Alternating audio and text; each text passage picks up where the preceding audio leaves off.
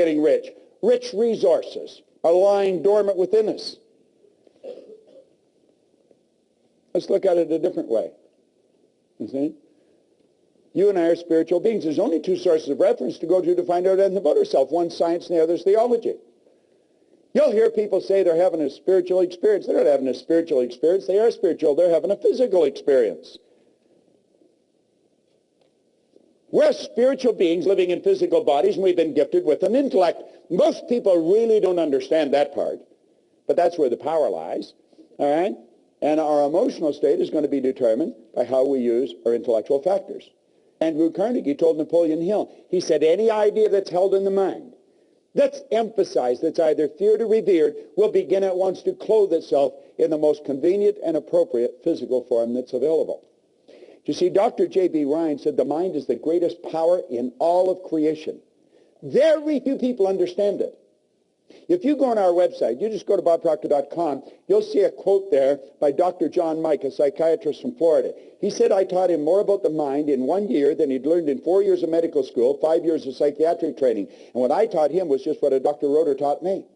I was always amazed by that. I thought, what do they teach you in medical school? You know, and what we're doing is getting in at the non-physical side of ourselves, and that's where all the power lies. It's a beautiful concept as we start to understand it. What do we need? We need understanding. You really want to change your income, you've got to change your understanding. Now, there's only two things you have to know to really make things happen big in your life.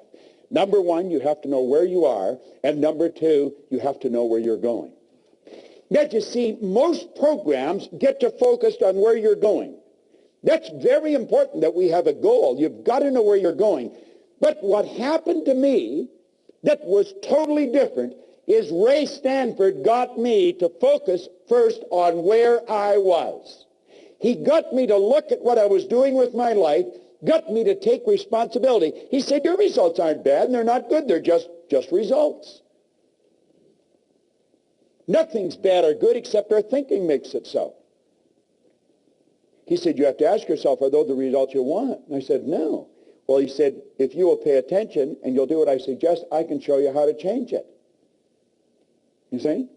And my whole life started to change. Most people get us focused on the goal. If we don't know where we're at, we're not going to... Let's suppose we all bail out of a plane and safely land somewhere on the planet. Our objective is to get to this room. Now, we know where this theater is. We know where this room is. Our problem is we don't know where we are. Now, let's say it's overcast. We'll build a ridiculous situation. It's overcast. There's no street signs. There's no wind. There's no compass. There's no map. There's no people. But we know we're on the north. I mean, we could be in Milwaukee heading towards the Canadian border. We could be in Los Angeles heading towards Tijuana. You could be in Atlanta heading towards Miami. We could be right outside this theater and walk away from it. If we don't know where we are, it won't matter where you're going. So you see, we've got to take a good, honest look at ourselves. What am I doing? What works? What doesn't? Who am I? And as we really get a grip on this, everything in our world will begin to change. Now, I'm going to run through this very quick, and then we'll have a break, and then I'm going to come back and I'm going to show you some simple things about the mind and how to make the shift that you want to make. You see, what we're seeking always is greater awareness. We're always wanting to raise our level of awareness because our results are an expression of our level of awareness. And the only way to improve results is to increase our level of awareness. All right? Now, effective goals inspire us to move to increasingly higher levels of awareness. Now here, yes, what you'll find that people say they want greater health, happiness, peace of mind. All these results are the result of a higher level of awareness. So it's awareness that we should be seeking. We want to raise this, and everything else starts to happen. It happens like unadulterated magic. That's what happened to me, and I couldn't understand it. Now, there's a basic law that said everything in life is either growing or dying. It's either create or disintegrate. So you're never going to stay where you are. Your results are going to get better or they're going to get worse. It's create or disintegrate. No one stays where they are. Now, the truth is, I think most people get a little better and a little worse, a little better and a little worse. When they get a little better, they're forcing it, but force negates. You see, there's something inside of you that's urging you to grow. This is the spiritual side of our personality. It's the essence of our being, and spirit's always for expansion and fuller expression. There's something in you that wants you to grow. If you run, you want to run faster. If you jump, you want to jump higher. If you sell, you want to sell more. This is good. It causes dissatisfaction. Dissatisfaction is a creative state. My grandmother pretty well raised me, and she taught me that I should be satisfied with what I've got. Grandma was wrong. I should be happy with what I've got, but never satisfied. It's dissatisfaction that gave us the incandescent light. It's dissatisfaction that gave us air travel. It's dissatisfaction that gave us the internet. All those things were always here. People just became aware of them. The way to fly an airplane was always here. We can go all over the world now. We're not a long ways from anywhere. We're only a short period of time away. But while there's something inside wanting us to grow, there's something else that's trying to stop us. And that's the old paradigm. Now, after the break, I'm going to show you how that paradigm is formed and how we can change it. Yet it's just like magic. And when you do, your whole life changes. Everything in your life changes. Just no question about it.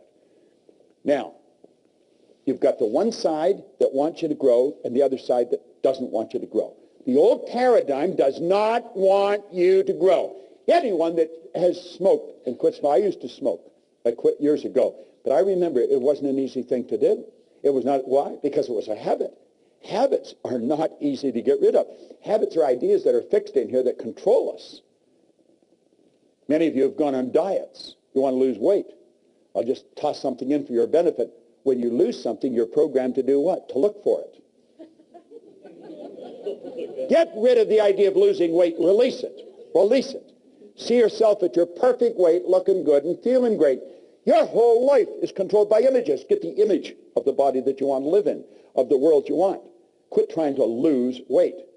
Just release it and see yourself the way you want to be. Now, goals determine which side wins. The goal must be something you really want.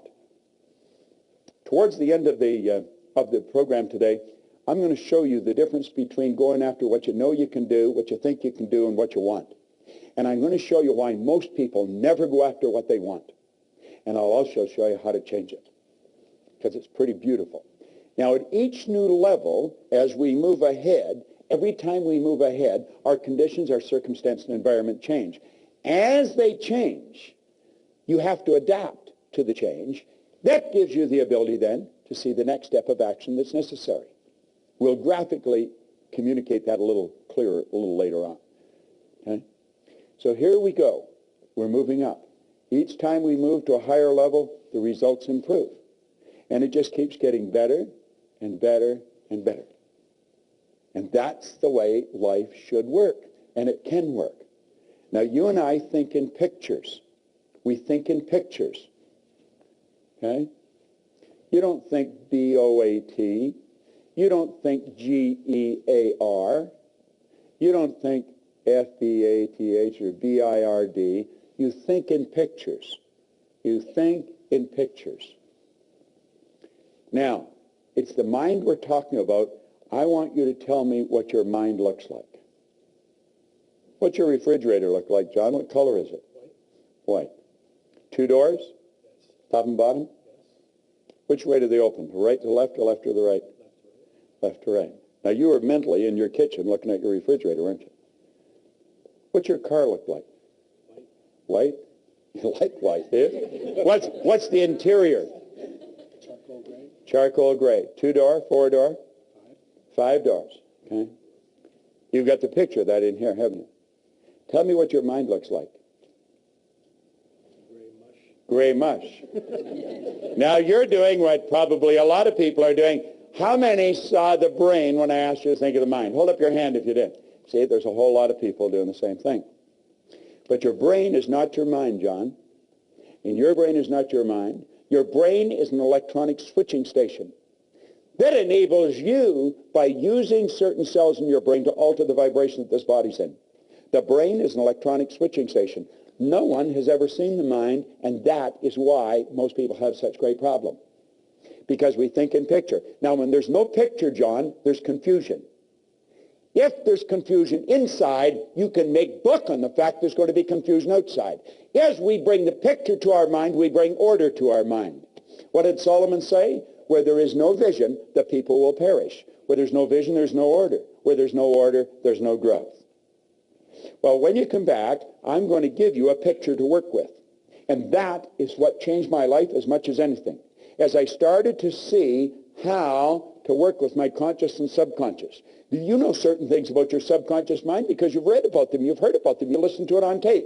But without a picture, it's just words. You see, when I asked you to think of your car, John, I activated vocal cords. I made a sound. It's called language or words. It was actually a light message. Your hearing sense picked up that light message. It was rifle fired down a nerve passageway in your body. It struck a group of cells in your brain that sound resonated with, all electrical.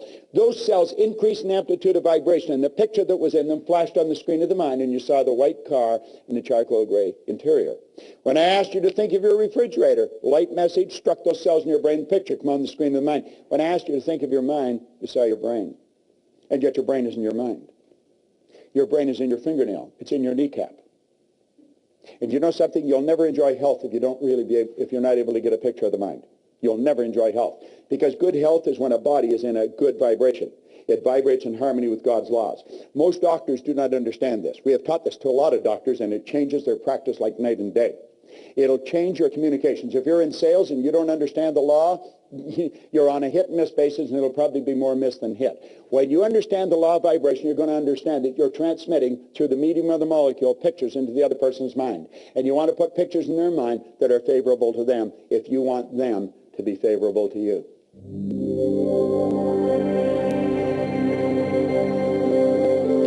All right. I want you to think now of what we're talking about here, about pictures, about thinking in pictures. If you're going to rearrange the furniture in your room, you get the picture of where you want things, and then you move the furniture there. Everything we do it in our mind first. When we don't have a picture, we have confusion. If you try and get two pictures in your mind at the same time, you're in a confused state. So when we start thinking about ourselves and we realize we're spiritual beings, we live in a physical body, we have an intellect, that becomes a bit of a problem. How do you see that? How do you get all that? And it becomes too confusing, so we stop thinking about it. Now, this is what I call a magical graphic. This is the genie. This picture, or this drawing, was made by a Dr. Thurman Fleet in San Antonio, Texas, back around 1934. He realized, if we take this back a bit, that most of the healing arts dealt with the physical. If you're treating the physical, you're treating a symptom. You're not treating the cause of the problem. A lot of people are into holistic healing today. That's heal the whole person. And he knew that they had to be healed spiritually, intellectually, and physically. And he knew that there was a problem because of thinking in pictures, and that's when he came up with this concept of the mind. Now, when this was first explained to me, it took me a while to really grasp it because I was getting it confused, different things. So if you look on the inside of the sheet that we give you, you'll see the drawing there, and we'll fill in some of the blanks for you. I let this drawing represent me. If I think of me, I think of this drawing. If I think of the drawing, I think of me. I see my head as my mind and everything else, the neck down from the body. Now, I'm well aware that that's not the way the mind is. Mind is movement. Body's the manifestation of that movement. But since we think in pictures, this is an excellent one. I see the top half of my head as my conscious mind. The bottom half is the subconscious, and of course, the body's the body. Now, it's the mind that controls the body. The body is like a dumb terminal. It will do whatever the mind tells it to do. It can only do what the mind tells it to do. When there's something wrong in the body, you can rest assured there's something wrong in the mind. When you see a rash break out in the body, and we say it's an allergy, you know that there's a problem in the subconscious mind that's expressing itself. All right? It's a fixed concept, and it can be altered. I always say dermatology is the best form of medicine to go into because your patient rarely dies and they never get better. All right? So you just keep saying, try this and come on back for more. Now, the conscious mind is your thinking mind. This is the part of you that you have the ability to think with. Your subconscious is your emotional mind. Your emotions are controlled by the thoughts that you entertain. You choose your thoughts and you think in pictures. You impress the thought upon your subconscious, and that causes you to feel the way you feel. Now, actually, the feeling is conscious awareness of vibration that the body's in. Because whatever is impressed upon the subconscious controls the vibratory rate of the body. The body moves into action, and your actions produce your results. Now, you see, it's the results that most people are trying to change. The results are something outside of us. Now, what we're talking about is the mind, all right? Now, James Allen said, until thought is linked with purpose, there's no intelligent accomplishment. Just the information isn't going to do it. You've got to have a purpose. You've got to have a purpose that is so big, so all-encompassing. That's why you get up in the morning. That's why you go to work. Now, your vision is how you're going to execute your purpose, and your goal is how you're going to execute your vision. But you want to get this little book by James Allen. It's called As a Man Thinketh. It's a little book. It was written in 1903. It is a classic. We have a coaching program, and I coach people a year at a time in this coaching program, and one of the first things I do, I send them this book. I send them that one, and I send another one to them. One is to get them out of the box, to get them to think very big, and the other one is to cause them to monitor their thinking. And as you get into thinking, as a man thinketh, you'll start to monitor your thinking. We've got to become aware of what the heck is going on here. Earl Nightingale used to say if most people said what they were thinking, they'd be speechless. And I'm inclined to agree with him. You see, we don't want to mistake mental activity for thinking. But at any rate, let's start again. And we'll say, there is the mind, and we'll break it into two parts. Now, this is where it starts getting interesting. I was looking for this book, and I had left it on a chair over here. If you're sitting on that, you've got some great energy flowing through you, I'm going to tell you. Now, I have been carrying this copy with me since 1963. You can see I've had it for a while. Now, in here, he said that an educated person is not necessarily a person with an abundance of general or specialized knowledge. An educated person is a person who has so developed the faculties of their mind that they can acquire anything they want or its equivalent without violating the rights of others. How many of you know what the faculties of your mind are? Let me see a show of hands. 1, 2. Isn't this amazing? Hardly anybody knows what they are. How many people have a perfect memory? Just me? How many people would like to have a perfect memory? Now, you see, I want you to just look around. The audience is from different walks of life, different ages, different gender, and yet nobody had their hand up for perfect memory. Do you know that every one of us has a perfect memory? Do you know I could teach you how to memorize this book? There is no such thing as a bad memory. There's only weak memories. Memory is an intellectual factor. And you develop your memory the same as you develop your body, through exercise. If I put this arm in a sling and left it there, I think you know in a relatively short period of time, it would be rendered useless. If at the same time I was lifting weights with this arm, I'd have big, powerful muscles here. Now, it's fairly obvious I haven't done either of these things, but if I had, you know exactly what would happen. It's the same with our mind. What happens? People going around, I got such a rotten memory. You don't have a rotten memory at all. You have a perfect memory. Where did you get the idea you had a bad memory? Well, when you were a little kid, you heard your parents say, I got a bad memory. What do? I got a bad memory. You just mimic them. There's no such thing as a bad memory. You have many marvelous mental faculties. And he said, an educated person is not necessarily a person with an abundance of general or specialized knowledge. An educated person is a person who has so developed the faculties of their mind that they can acquire anything they want or its equivalent without violating the rights of others. Now we think, oh, we can't have anything we want. Oh, yes, you can. Every religion teaches you that. All science teaches you that. Where'd you get the idea that you can't? Well, you probably got it from your next door neighbor, who probably doesn't know much more than his next door neighbor. So we put these two back together, the conscious and the subconscious mind. Now, we have been programmed to live through our senses. We go by what we see, hear, smell, taste, and touch. And that's pretty well the way we were programmed. You see, they are like little antennae that are hooked up to our conscious mind. They're just like antennae, picks up information from our outside world. So this is the way most of us live. We look at our bank account, that tells us where we're at financially. We look at our report card, that tells us where we are intellectually. A report card just tells you where the child's mind was for a few minutes on a given day a few weeks ago. Has nothing to do with the person's level of ability to move ahead. Nothing. We take IQ tests. IQ will change something like the weather. That's true. You can change in a person's IQ. Their intelligent quotient, it can be changed. We know so little about ourselves. You go all through school. We think the important thing in school is to get the person to understand 2 + 2 = 4. That's not the most important thing at all. The most important thing is to start to understand yourself. The important thing is to keep the important thing the important thing. We got to get it right inside. All right? Now, let's look at this. We have what we call the intellectual mind. Now, there's one of your intellectual factors, perception.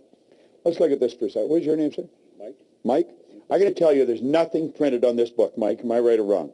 You're wrong. You know I'm wrong. There's no question in your mind. You can see it. Isn't that right? Right. What is your name? Joe. Joe, I told him there was nothing in the book. Am I right or wrong? Could be. Well, it could be. I'm saying there's nothing printed on the book. Am I right or wrong? Right there. Right there. Now, you see, it's a matter of perception. It's not a matter of right or wrong, is it? What you see is something on the book. Isn't that correct? Right. What I see is nothing on the book. No, but you see this. You say, well, that's a cute little trick you pulled on Mike. But it's not really a trick. It's a natural law of the universe. It's perception, and it's the law of opposites. Polarity is a law. Like, I'll tell you that's the right side of the book. You know it's the left. Isn't that correct? Right. There's an inside and an outside. You couldn't have one without the other. If I sliced the right side off this book, and I kept doing that until I took the last slice off, I've also gotten rid of the left, haven't I? That's a little difficult to grasp. If I kept slicing the right side off the book.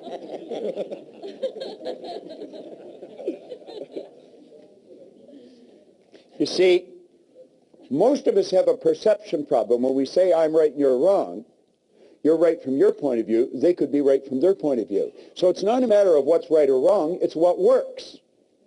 That's the most important. Would you agree with that? What works? What's going to improve? Do you agree, Mike? It really is. That's the important thing.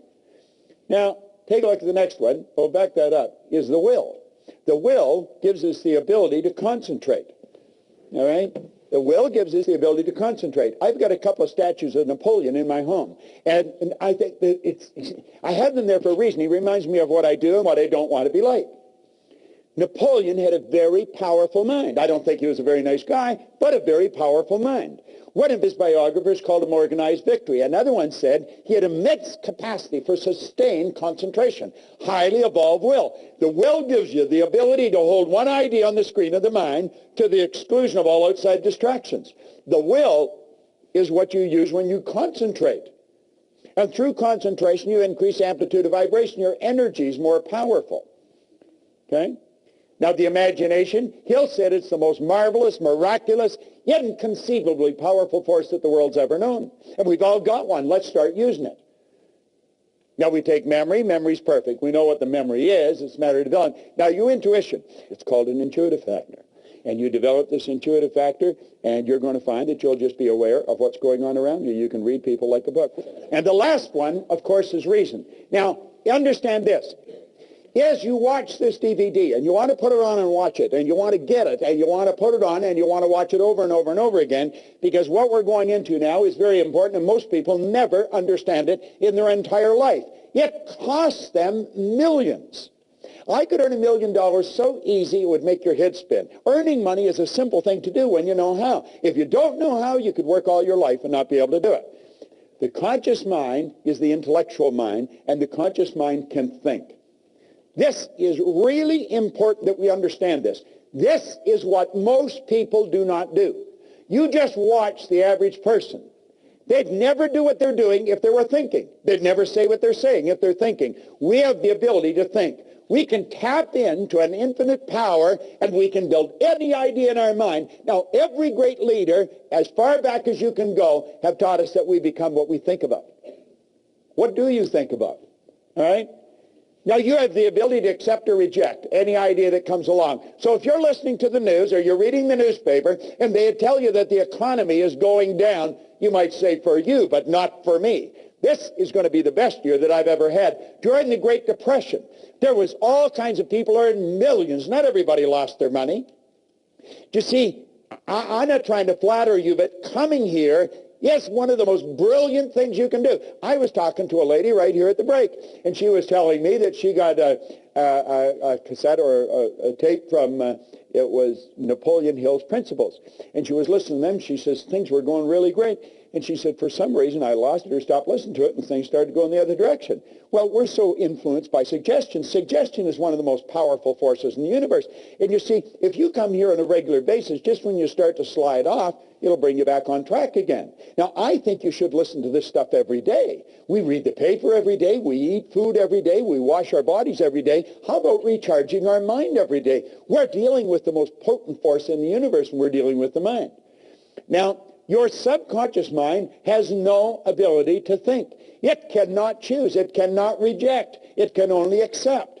The conscious mind can reject. You want to reject a lot of the things. When people start to complain, get away from them. I don't want to spend any time with anyone that talks about how bad things are or why things can't be done. Your subconscious mind will accept anything, and whatever goes into the subconscious mind must be expressed through the body. It cannot differentiate between what's real and what's imagined. Hold your hand up like that. Come on, everybody get their hand up like that. Put their hand like that. Put it here in your chin for a second. While you do that, now where's your chin? You see? You're thinking.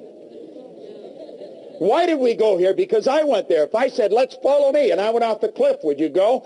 We have a tendency to go by what we see, hear, smell, taste, touch. We do not think. You know that's not your chin. You say, well, you put your hand there. There we go. You see, that's the defense. They did it. All right? Your subconscious mind will accept anything. Now, this is how you and I arrived on the scene. A baby, when a baby's born, its subconscious mind is wide open. You can put anything in it you want. The baby's mind is wide open. Every thought that goes on around the baby is going right into that baby's mind. You were a baby. Go back and ask yourself, what was the environment like that I was raised in? What did the people work at? What was their attitude towards money? What was their attitude towards potential? You see, if we start asking these questions, then we know what's programmed here into our subconscious mind. Now, any idea that goes into our subconscious repetitively becomes fixed in there. That's what we call a conditioned mind. It's a multitude of fixed ideas. Fixed ideas are more commonly called habits, and a multitude of habits are called paradigms. How did we get in the habit of doing things? By the idea going in the subconscious mind. It's the repetition. Do you remember when you first started to drive a car? You probably thought you were going to kill yourself. And so did the person that was teaching you. You know, that's why they were so scared. And I mean, you're having a terrible time. The clutch, the brake, the gas, you know. And now you're steering with your knee. You're looking for a pen while you're talking on the phone. And you're in traffic. It's the subconscious mind that's doing it. When you're on the highway, your subconscious mind is driving. You're not really paying attention. The subconscious mind's driving. Go to pass a transport truck in the rain when there's a heavy overspray. You go from automatic pilot to conscious, and you're holding that wheel, and when you get past, you slacken off and back on the subconscious mind again. See, this is all automatic. Well, you and I were programmed, and the problem is we were programmed with their limitations. Where did they get the limitations? From somebody the same way. We've got to understand this. Someone else may have been responsible for making us who we are. We are responsible for changing it. Now, there is thought. It's a thought power is flowing into your consciousness. You can think anything you want, but the paradigm is going to dictate what you're going to do. The thoughts that you think are largely controlled by the paradigm. See, if you're conditioned, as I say, to earn $50,000 a year, what are the odds of you thinking of earning $150,000? You won't seriously think of, oh, you might dream about it periodically, but you won't seriously think. But you could. As a matter of fact, if you just made up your mind that you were going to, you probably would in a relatively short period of time. If you were going to learn to fly an airplane, what would you do? You wouldn't go to your hairdresser or your butcher or somebody. You'd go to a real good flight instructor, and you'd do exactly what they tell you. Why don't we do that with money? That's the one point that everybody's agreed on, is you become what you think about, all right? Now, the thought flows in, or the power for thought flows in. You choose the thought. You can think anything you want. Start to monitor your thinking. And the second you start to get out of the box, the paradigm will cut in. You say, you can't do that. You can't do that. Why can't you do that? Well, you'll come up with reasons why you can't do it. You see? The truth is you can do anything you want to do. Now, paradigms influence your thinking. I'll tell you something else. Paradigms influence what you do. You see, school has been interested in you getting the book into your conscious mind. What is the important thing in school? The important thing in school is that you read the book, you remember what's in the book, and you repeat what's in the book. If you do that, you get the more. Today we're so puny, we're going to send our men into space. And the executive went down and he saw a lady. And he wanted to test if everybody was really empowered and excited about it. And he It doesn't cut any ice anymore. For a while, we got away with that jazz. There was a lot of money wasted. Companies aren't doing it anymore. If you don't produce, baby, you're on the street. Cry, bitch, complain, do all you want, but you shouldn't have been there. If you're not performing, you don't deserve the reward. It's a simple concept. And if a company's paying for people for non-performance, then the company's going down the tubes. School has us programmed to believe if we can repeat it, we've got it. Well, that ain't so, because you can repeat all kinds of stuff, but the paradigm's still controlling your behavior. You see? School gave us the knowledge. However, school never taught us how to alter the paradigms. If you don't learn how to alter the paradigms, it's never going to happen. Got to alter the paradigm. See, you want to improve your results, or you wouldn't come here. I don't think you're coming here because you had nothing to do. I think you're all very busy. The people that have nothing to do, they wouldn't come here. It's a bit of a paradox. They're the ones that need it more than you do. All right? Now, what does the program tell us to do? This is the way we are programmed. The starting point is results. We look at the results we're getting. The results cause us to think the thoughts we're thinking. This is a formula for losing, by the way, but this is the way we operate. You look at the x-ray. You look at the bank account. You look at the present relationship. If you're letting present results control your thinking, you're on a losing track. The thoughts cause the feelings. The feelings cause the action, and the action produces more of the same. If you're having financial problems today, you probably were a year ago.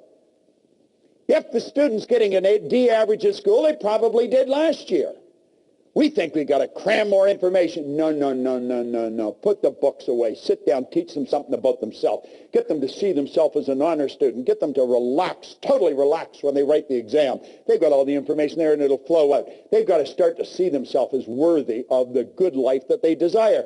When I left public school, Miss Strawn, who was a nice lady, she said, Bob, where are you going to go? And I said, I'm going to Malvern Collegiate. Oh, Bob, don't do that.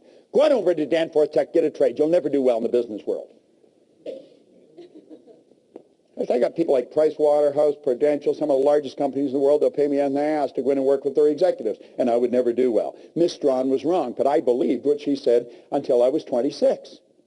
And consequently, I never tried to get a good job. I always had a dumb job, hated the job. I remember working for a guy in the West End of Toronto. He was not a nice man. He really was not a nice man. Of course, I was poor as a church mouse, so I didn't even have a car, and I had to go from the East End to the West End in busy traffic and in cold weather all the way across the city to work for a guy I really didn't like, to do something I absolutely hated, and all the way there I was afraid I was going to get fired. Now, this is nuts. This is insanity. Do you know that there's a lot of people like that? Right in this building, there's people like that. Doesn't make any sense. They're starting with the wrong end. They're letting the present results control them. Think of this for a moment. Your starting point should be ideas. Let's let the present results dictate where we've been at. Let's learn something about ourselves. Let's start with the idea in our mind. What do you really want? Let that idea then dictate how you feel. How you feel is going to control how you act, and how you act is going to produce the results that you're getting. That's the way you improve the results. And then you look at the improved results, you adapt to the change in the conditions, circumstance, and environment, and then you start out with a new idea. You see, it all boils down to decisions. It really does. You got to make the decision that you're going to change. Now, do you know what your habit pattern for many of you? Your habit pattern brings you to this building. It brings you to these seminars. But many of you come here and you go back and you do exactly the same thing. I want to suggest that you make a decision today. You make a decision, you're going to change the whole deal. I talked about a gold card. Well, we've given away a lot of gold cards. We put them in a plastic sleeve so you can carry them loose in your purse or your pocket. And you've got to decide what you really want. Now, I'm going to show you how to go about that. And when you then write what you want on it, you'll see that the only thing you put in future tense is the date. And that is because we don't know how long it takes to reach a goal, although we guess fairly accurately.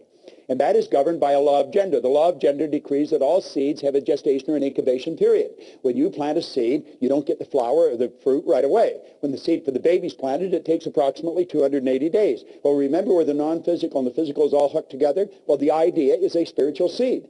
It's made from exactly the same stuff the physical seed's made from, and it's subject to exactly the same law. We just have not developed the awareness of what the gestation period is, so we guess. And oddly enough, we guess fairly accurately. Everything else on the gold card should be written in the present tense. I am so happy and grateful. You've already got it in your conscious mind, and as you get emotionally involved, you've already got it in your emotional mind, and it's only a period of time till it moves into form. You got to make the decision. So you start out, your goal. That's the idea. You see the goal. This is where I am. And then that will dictate the kind of feelings you have. You see? That'll dictate your actions. And that'll produce the win.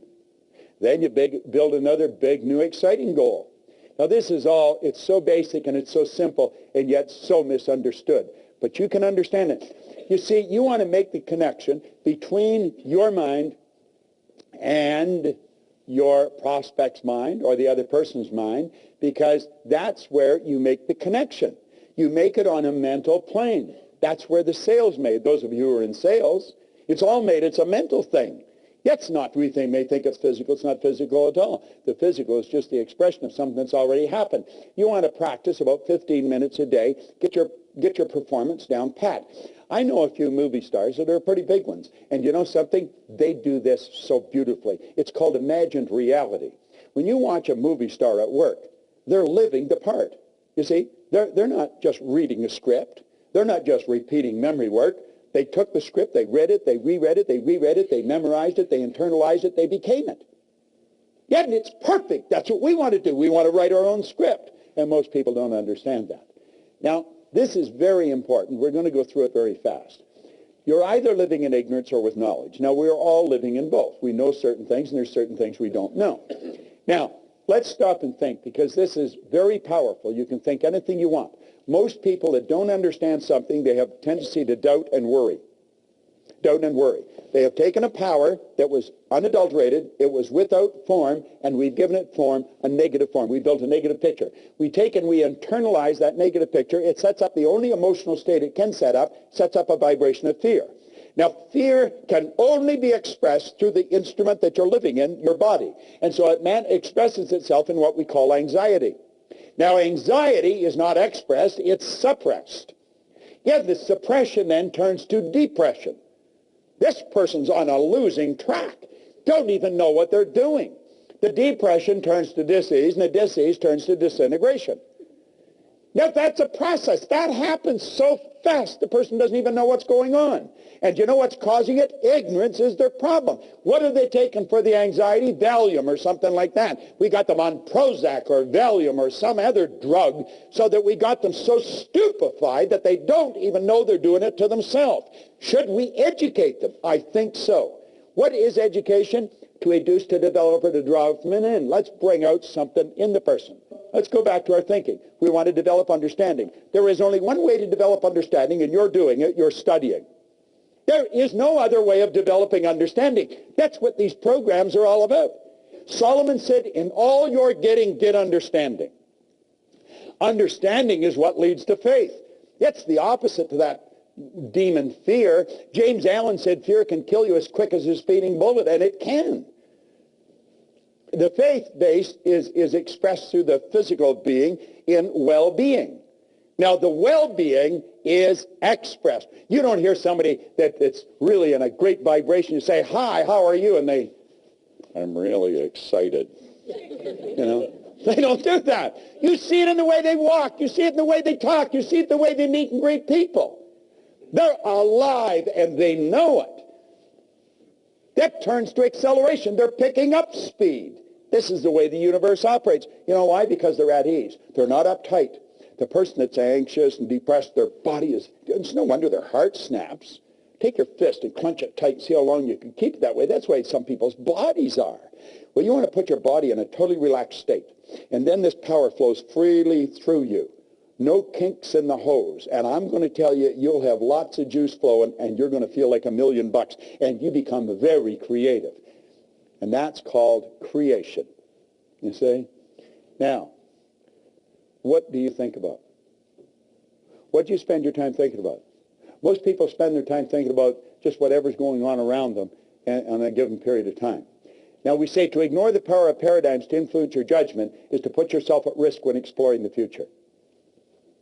This idea of paradigms, you've got to understand it. You want to get back into that stick person. As I say, get that DVD, watch that thing.